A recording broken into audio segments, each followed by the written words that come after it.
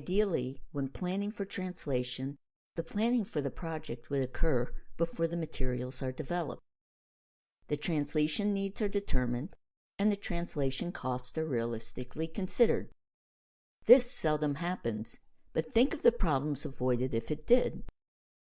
The goal of proper translation management is to produce a product that looks like you created it for the target market. If you know you will translate the material in the future, plan for it. Organization is key, but to be organized, you need to know what translation involves. As in our All Is Well case study, is it enough to turn the materials over to someone who speaks the language and ask that person to translate them? If you tried your hand at the exercise in the case study, you will have seen this list before. The link is provided below in the description. Here we made a list of the obvious translation needs, all the words, but does this cover everything?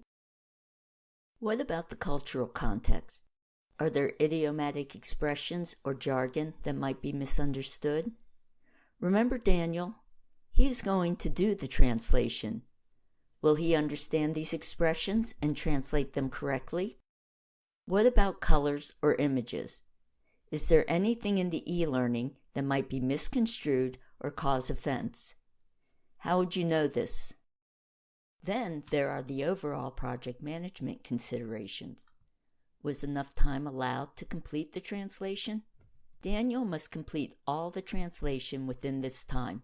You must place these translations into the e-learning, and it must be published. Daniel is a full-time office manager in Colombia. Do his current responsibilities allow him enough time to translate this material? Is the division he reports to on board with this project, or will he be squeezing it in when he has time? Has Daniel ever translated anything of this complexity before? Does he have good business writing skills? Are there any plans for reviewing the translated material for accuracy? What else could cause project delays?